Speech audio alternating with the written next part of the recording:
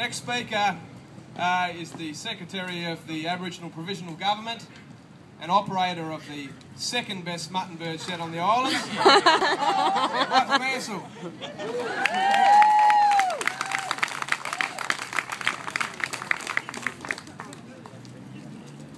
no doubt about it.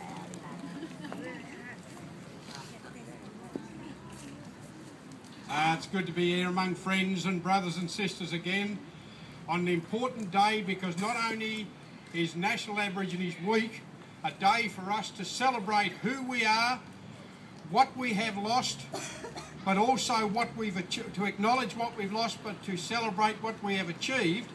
And this year, of course, it's very appropriate that the theme of National Aborigines Week be the celebration of 40 years of existence of the Aboriginal Tent Embassy in Canberra.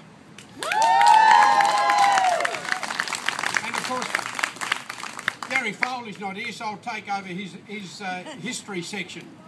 Foley would have pointed out that before 1972, there was no Racial Discrimination Act. Anywhere around the country, blacks could be refused service at hotels, refused houses on the basis of our race. There was no recognition of rights, and any services that were delivered through state government departments throughout the country in a haphazard way that was intended to make sure that we were always going to be a welfare group and we could never shift beyond that. And it was the blacks from Sydney and Queensland and Victoria who set up the Aboriginal Tent Embassy not just as a protest group, not just to set up a tent under which they sat to send a message to the Australian people and the Australian governments about the plight of Aborigines, but they set up the tent embassy.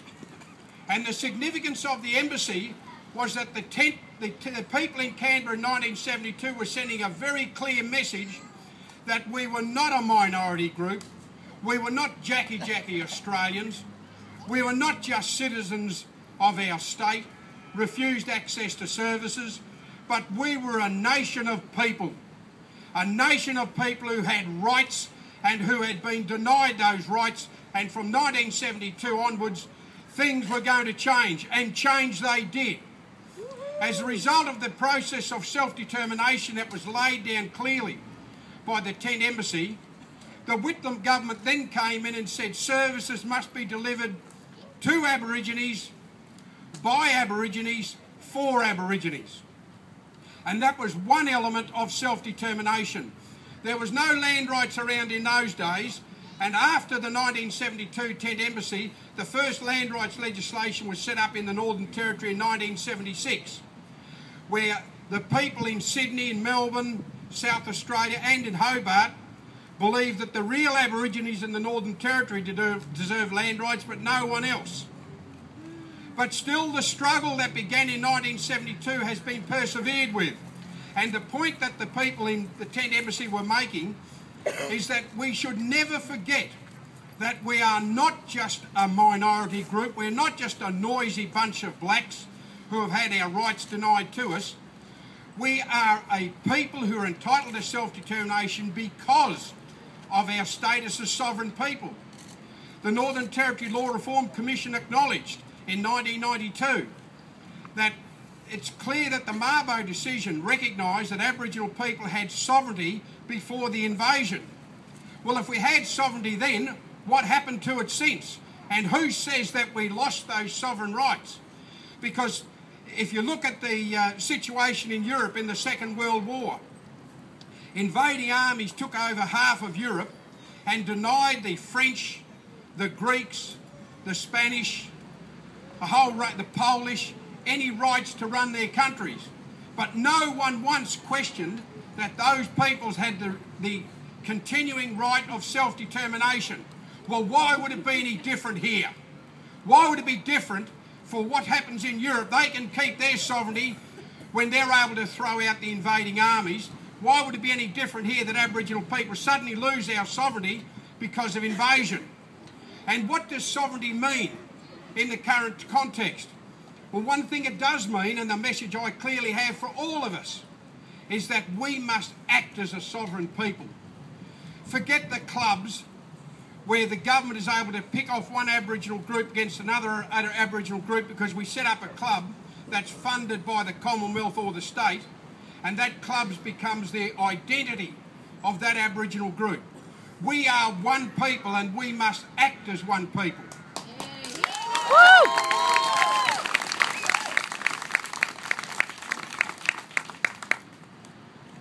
We must send a clear message that what happens to one Aboriginal group in this country affects all of us.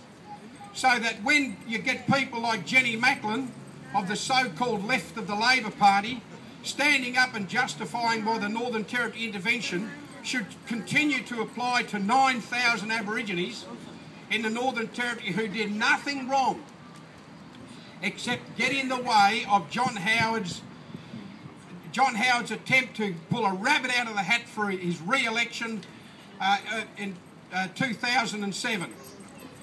And as a result of that, 9,000 Aboriginal people, when they go to a shop, can't do it like the rest of Australia and go along with their money. They have to carry a card. They are entitled to certain provisions from Coles and Woolworths, but none other. And Jenny Macklin stands up and says the humiliation of Aboriginal people in that situation is worth it. And yet, around Australia, you see in the Courier Mail and other Aboriginal newspapers, Aborigines standing up in a photo opportunity with Jenny Macklin, while our Aboriginal people are being disgracefully treated by Jenny Macklin and the Labor Party government. So I hope for those of you who are going to the National Ball tonight, do the right thing by your people around the country, and if Jenny Macklin does turn up, give her the reception that she deserves, and it shouldn't be applause.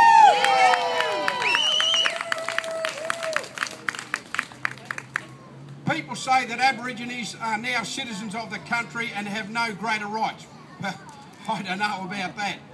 I remember a young Aboriginal barrister called Paul Coe in 1979 when he challenged this country by taking our case to the High Court.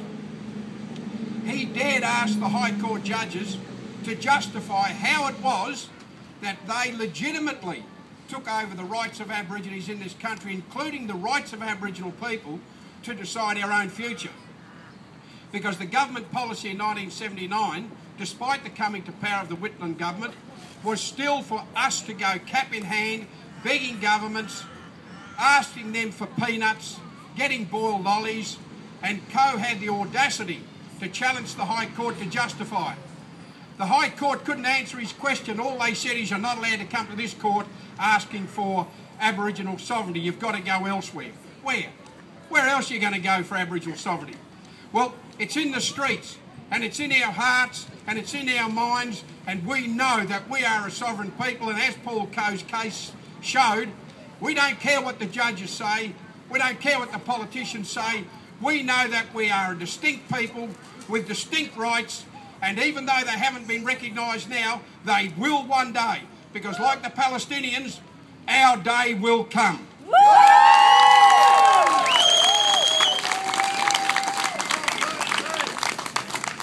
Thanks for that, Mick. Next speaker.